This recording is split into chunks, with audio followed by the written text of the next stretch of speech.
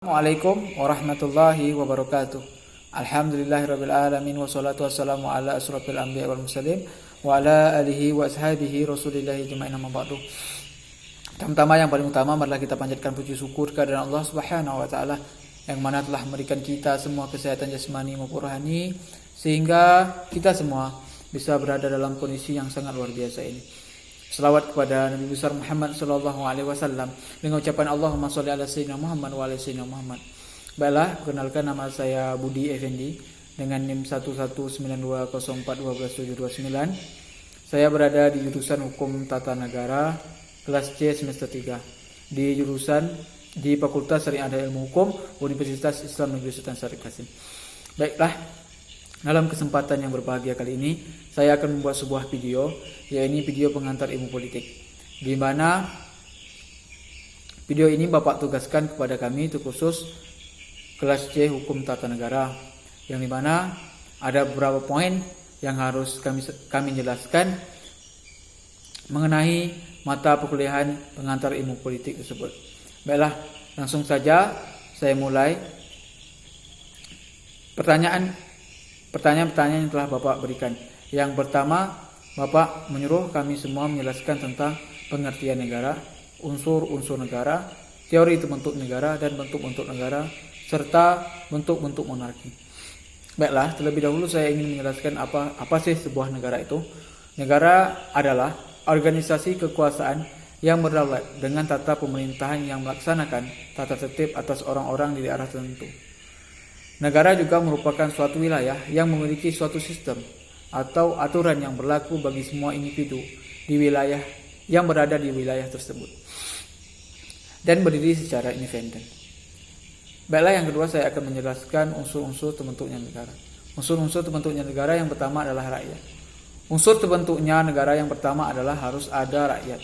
Suatu negara harus memiliki kumpulan individu atau masyarakat yang hidup serta tinggal di suatu wilayah dalam negara tersebut. Negara begitu bisa dipahami jika suatu negara akan diakui bila memiliki rakyat yang menjadi subjek pemerintahan atau pengaturan.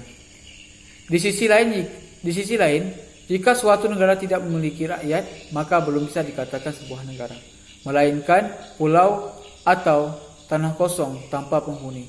Karenanya, rakyat menjadi salah satu unsur paling utama terbentuknya suatu negara, dan juga menjadi unsur yang harus dipenuhi terlebih dahulu. Yang selanjutnya, yang kedua adalah wilayah. Unsur terbentuknya negara kedua adalah wilayah, di mana wilayah ini tidak kalah pentingnya dengan unsur-unsur rakyat.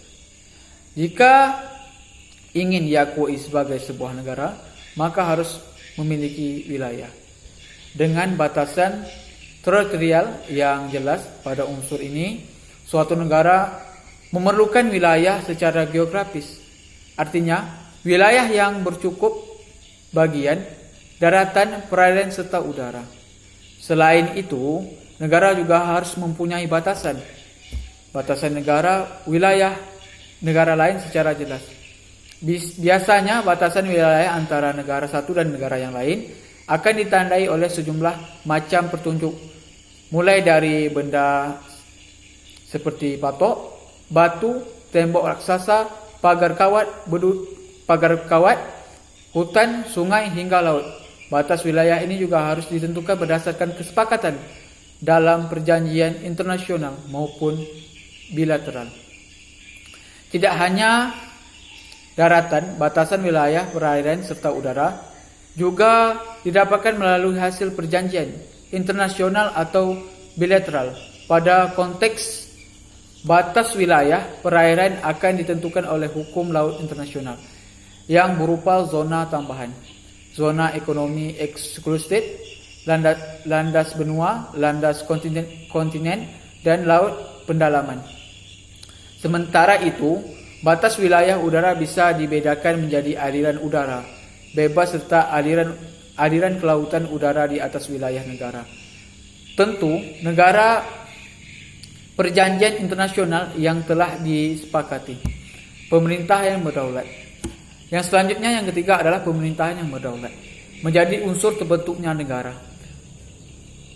Pemerintahan di sini dapat diartikan sebagai lembaga legislatif yang bertugas untuk membentuk undang-undang beserta jajarannya. Pemerintah juga bisa dimaknai sebagai seluruhan lembaga negara.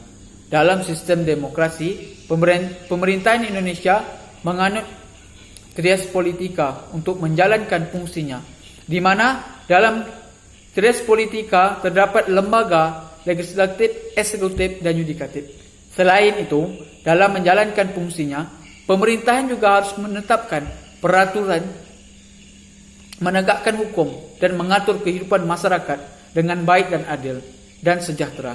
Yang selanjutnya ataupun yang keempat adalah pengakuan dari negara lain. Ini tidak kalah pentingnya dari tiga unsur tersebut, karena negara lain sebagai unsur terbentuknya negara. Selain itu, unsur di sebelumnya keberadaan negara masih perlu diperlukan kembali. Langkah ini bisa terpenuhi dengan adanya pengakuan dari negara lain. Pengakuan atas kemampuan sebuah negara dalam mengatur rakyatnya dengan baik secara mandiri, baik itu secara kualitas maupun non-kualitas, maupun dengan cara yang lain. Perlu untuk kita ketahui, unsur-unsur yang satu ini bersifat deklaratif. Pengakuan ini sangat penting agar suatu negara bisa mendapatkan hak yang di mata internasional.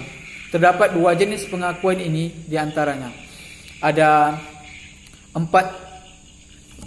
Baiklah, selanjutnya yakni mengenai ada 4 teori terbentuknya negara. Teori yang pertama yaitu teori ketuhanan, di mana teori ketuhanan ini juga sering disebut sebagai teokrasi.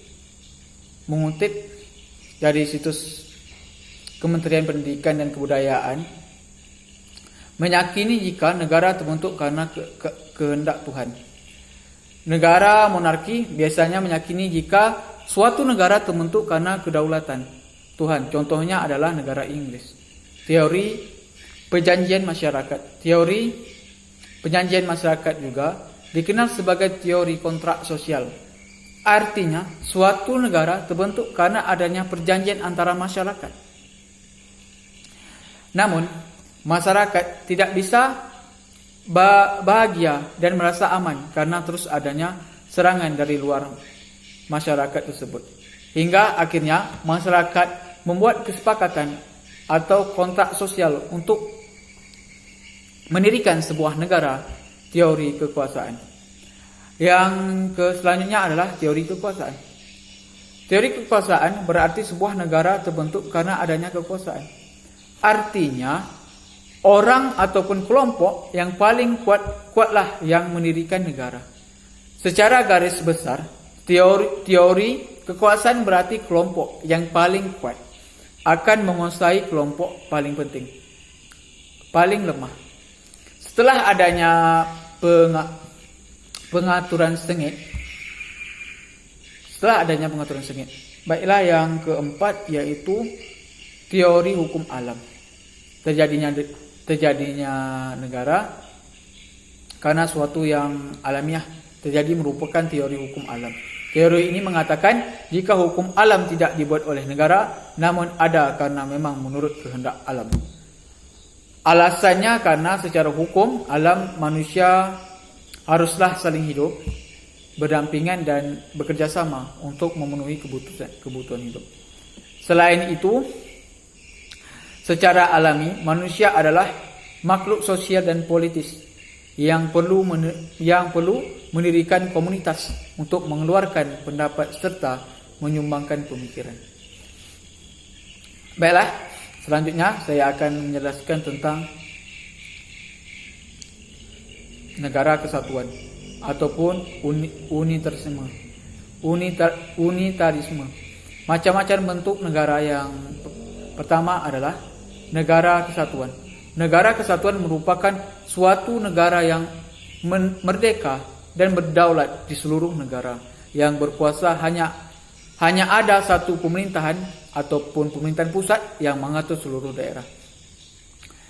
Selanjutnya itu ciri-ciri negara kesatuan, yaitu memiliki satu pemerintahan pusat yang memegang keseluruhan kekuasaan pemerintahan hanya ada satu konstitusi undang-undang, satu kepala negara, satu parlemen dan dewan menteri. Hanya pemerintahan pusat yang boleh menarik pajak. Tidak ada bedaan lain di luar pemerintah yang berdaulat. Adanya supremasi parlemen pusat dalam dunia pendidikan, hanya ada satu kurikulum. Kedaulatan negara meliputi kedaulatan dalam dan luar yang didatangi oleh pemerintah pusat. Macam-macam bentuk negara. Kesatuan lainnya ada dua, yaitu negara kesatuan dengan sistem sentralisi, yang mana segala sesuatu dalam negara itu langsung diatur dan diurus oleh pemerintah pusat dan daerah-daerah tinggal melaksanakannya. Negara kesatuan, negara sistem desentralisasi, di mana kepala daerah diberikan kesempatan dan kekuatan untuk mengurus rumah tangga sendiri, ataupun yang dikenal dengan otonomi daerah, yang dinamakan daerah swatantarya. Negara yang memiliki bentuk negara kesatuan diantaranya Indonesia, Jepang, Filipina, Belanda, Prancis dan Italia dan lain-lain. Negara serikat. Yang kedua yaitu negara serikat atau dikenal federasi. Macam-macam bentuk negara. Yang kedua yaitu negara serikat ataupun dikenal dengan federasi. Negara serikat merupakan gabungan dari beberapa negara yang menjadi negara bagian negara serikat itu. Negara-negara bagian itu asal mulanya adalah suatu negara merdeka dan berdaulat serta berdiri sendiri. Dengan menggabungkan diri dalam suatu negara serikat, maka negara yang tadinya berdiri sendiri itu sekarang menjadi negara bagian, melepaskan sebagian kekuasaan dan menyerahkannya kepada negara serikat itu. Kemudian kekuasaan yang diserahkan itu disebutkan satu demi satu, yang dikenal sebagai limitatif. Hanya kekuasaan yang disebut itu yang diserahkan kepada negara serikat. Contoh negara dengan negara serikat diantaranya Amerika Serikat, Australia, Jerman, India, Malaysia dan Swiss. Selanjutnya saya akan menjelaskan tentang monarki, macam-macam monarki. Monarki adalah bentuk pemerintahan yang kekuasaannya dipegang oleh seseorang raja ataupun kaisar. Ada dua jenis bentuk pemerintahan monarki, yaitu monarki absolut, monarki konstitusional, dan monarki parlementer. Monarki absolut adalah bentuk pemerintahan yang dipimpin oleh raja atau syah, ratu-ratu, kaisar. Kekuasaan penguasaan tidak terbatas. Ada beberapa contoh negara yang menganut sistem ini, yaitu Brunei Darussalam, Arab Saudi dan lain-lainnya. Yang kedua, monarki konstitusional adalah bentuk pemerintahan yang dipimpin oleh seorang raja, tapi kekuasaannya dibatasi oleh undang-undang dasar atau konstitusi terbentuknya. Contoh negara yang pernah menganut sistem ini adalah Jepang, Spanyol, Denmark. Yang terakhir, monarki parlementer adalah bentuk pemerintahan yang dipimpin oleh seorang raja, tetapi kekuasaan tertinggi ada di tangan parlemen. Contoh negara yang pernah menganut sistem ini adalah Belanda dan Inggris. Baiklah, mungkin hanya sekianlah yang video yang dapat saya buat. Mungkin terdapat banyak kesalahan dan banyak kekurangan, karena di sini saya juga terus belajar. Insyaallah saya terus belajar untuk mencapai cita-cita dan keinginan yang akan datang.